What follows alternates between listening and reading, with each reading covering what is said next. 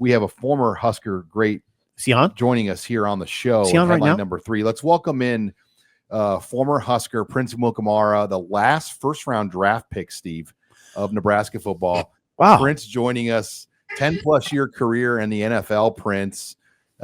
Thanks for coming on. I know it's holiday week here, but you follow this team still pretty closely, right? 100%. I first wanted to, give my original response, salutations, Husker Nation. And no, I appreciate you guys for having me on. I was in like the waiting room, but I like the content you guys were talking about. Oh, thank you, Prince. It's great to see you. It's great to see you again. Now, when you watch Nebraska's defense, Prince, particularly the secondary, what are you seeing right now with the 3-3-5 and some of the things they're doing? And did you know you were in the league a long time? John Butler was in the league. Did you ever cross paths with John Butler? Do you know much about John Butler? I don't, and I have not crossed paths with them a lot.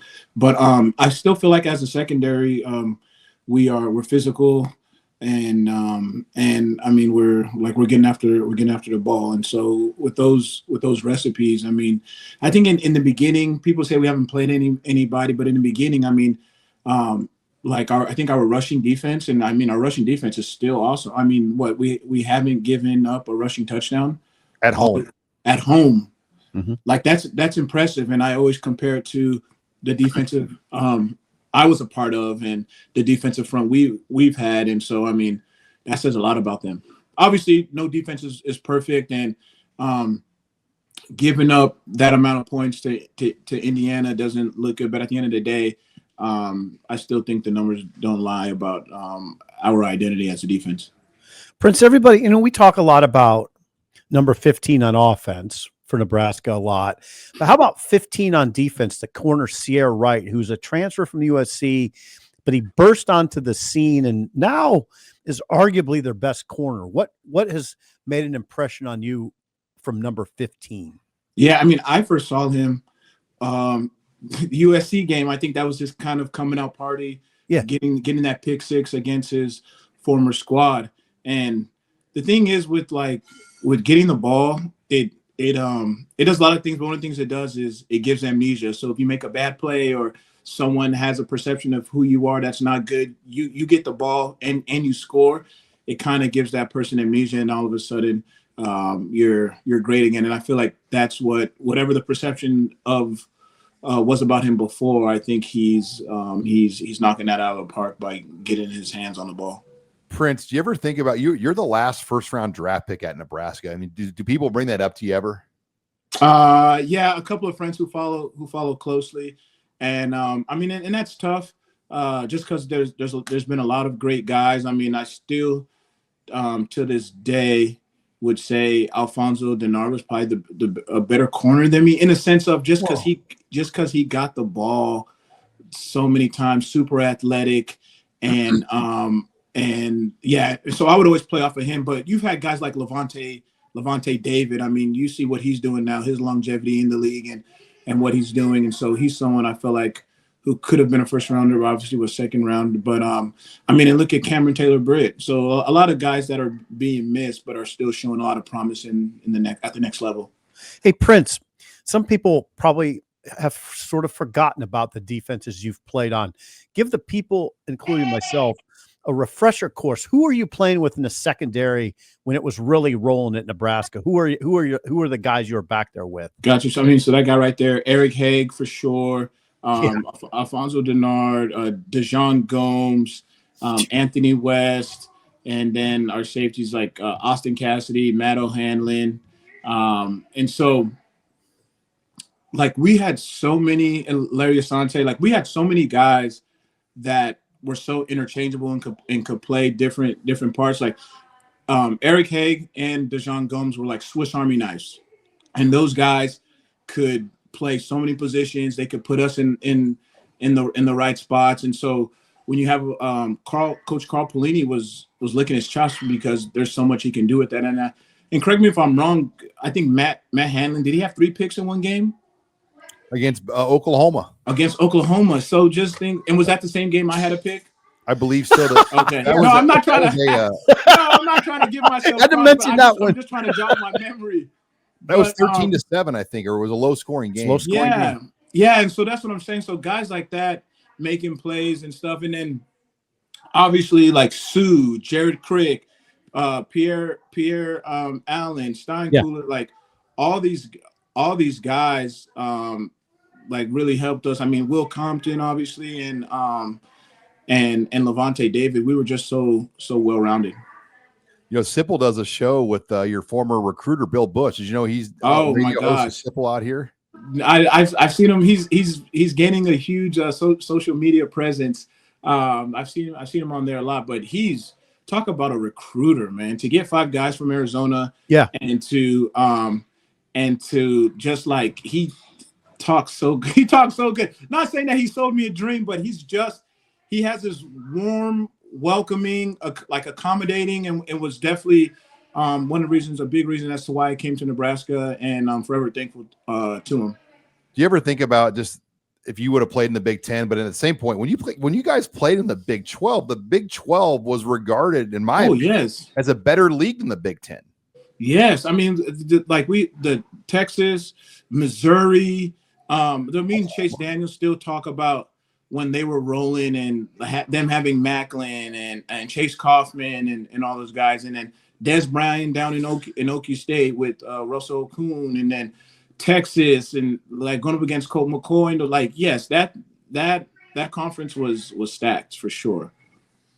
Well, Prince, I wanted to also talk to you here because we're both working with a company called Future Fans, and I've got the stuff, the books, you got it.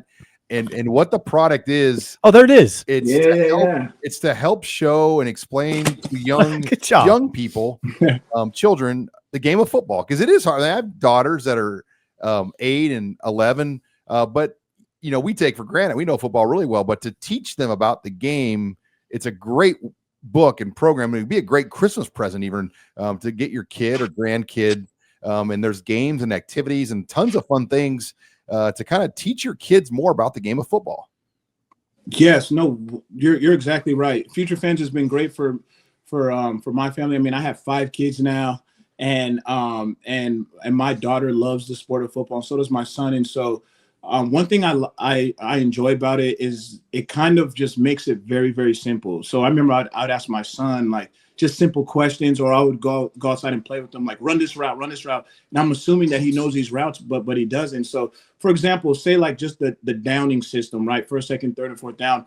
Future Fans has like a beanball toss to where, hey, if you toss it in, if you toss it in this bag, it's this down, and then so on and so forth. And then at the end, you get 6 points. So it talks about like conversion and all that. So it's been very fun for my family. And they also have a soccer one also, which we're gonna get next and try to teach them the soccer game also.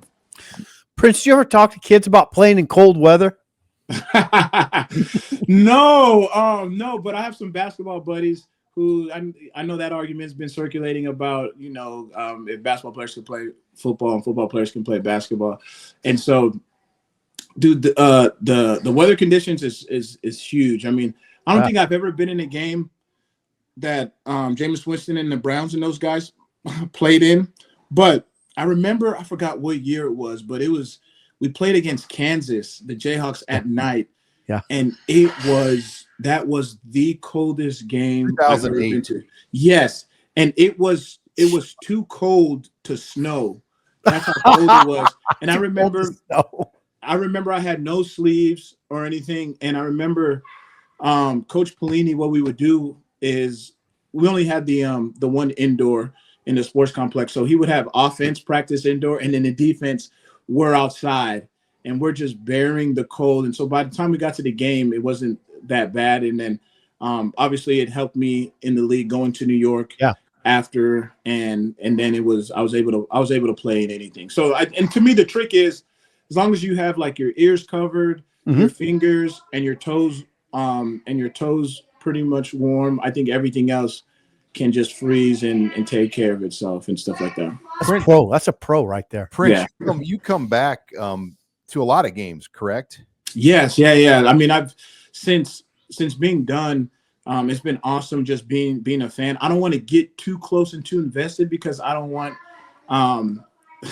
I don't want it to have a chance to ruin my day. Not saying that they are going to, but I don't want the game to have a chance to ruin my day. And so, but yeah, pay close attention and try to come back whenever I can. The love in Nebraska has always been great, and sometimes it's crazy. The love that I get kind of sometimes tells me that, like, I just graduated last year. Like, God, they still remember me. But then after thinking about it, I mean, that's like 15 years ago. And so it can be flattering sometimes.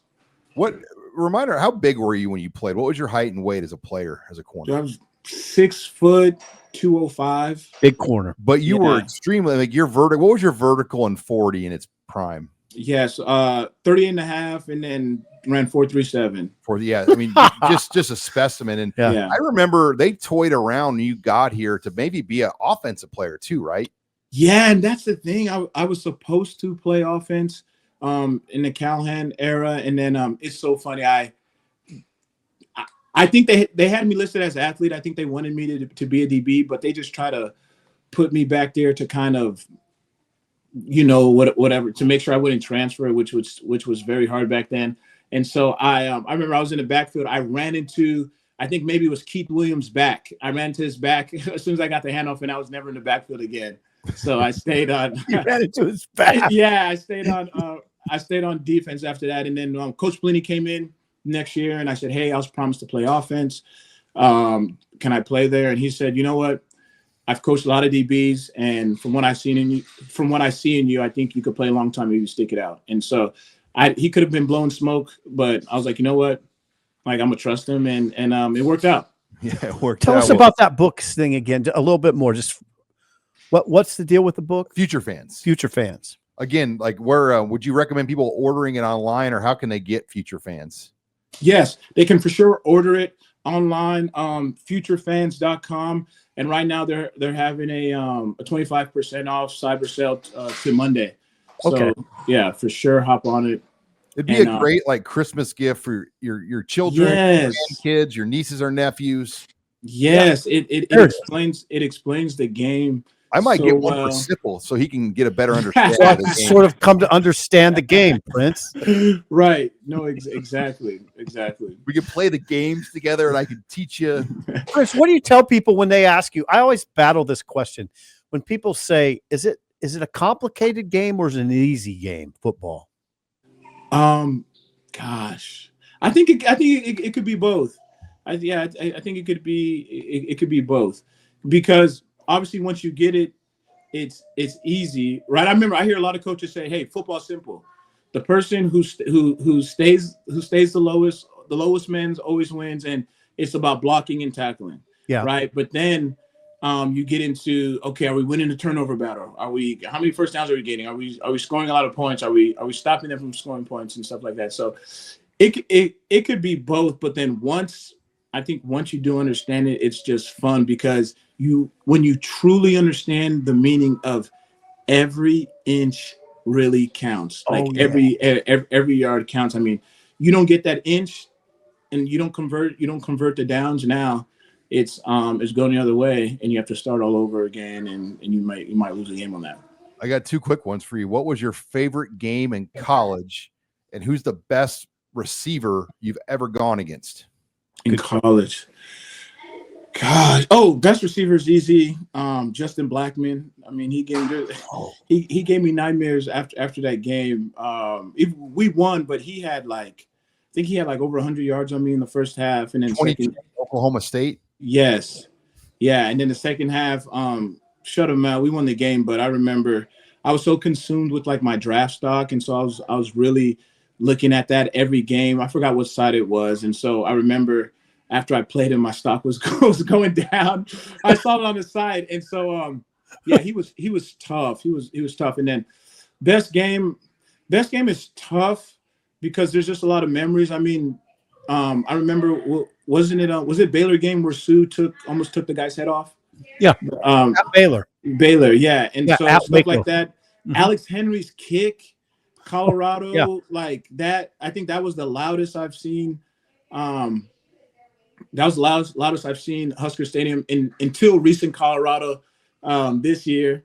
and then yeah, I mean, and then obviously the Big 12 championship. I didn't know the magnitude of that game. The Texas, what that game, yeah, the Texas game, yeah, and I give Colt McCoy, I give him crap about it. I said there was not 2 seconds left. He said, dude, check the clock. There was 2 seconds, and so but that game was so big, and for us, and like for what we accomplished that year, and for us to be there, I appreciated that a lot. These current Husker players are going to go on a bowl trip for the first time since 2016. I'm excited, yeah. What's your advice to these young kids getting to go on a bowl trip? How much fun did you have on bowl trips when you played? Man, I mean, I went to a bowl game every year that Pelini was here. So Gator Bowl and then back-to-back Holiday Bowls. I mean, they're fun. I mean, you're treated nice. I don't know what much the bowls can give you now that you have. And I mean, we were excited for a PlayStation or an Xbox 360, and so. Now with these guys, you might have to up the bowl gifts a little bit more, but yeah, exactly, for sure. And so, but yeah, I mean, just relish the moment and just know at the end of the day, like you are there for business, and that's to win the game. But and definitely don't take it for granted, because as you can see, like you said, it's been the first time in a long time. So I'm glad that we kind of got that monkey off our back. Yeah. You got anything else? No, I think we're good. Well, hey, Prince, we appreciate you joining us here on the holiday week, and excited to hear more about future fans, and thanks for dropping on the show, and hopefully we get to watch a win in Iowa City on Friday. Yes, sir. Thank you guys for having me. And then, yeah, future fans, like you said, it's the best gift. I got mine off Amazon. Okay. And yeah, I love it. Futurefans.com, and they have a Black Friday sale, 25% off. Check out their website right now. Promo code is Huskers. Again, at futurefans.com. Thanks again, Prince. No problem. Thanks for having me. Great stuff. Thank you, Prince.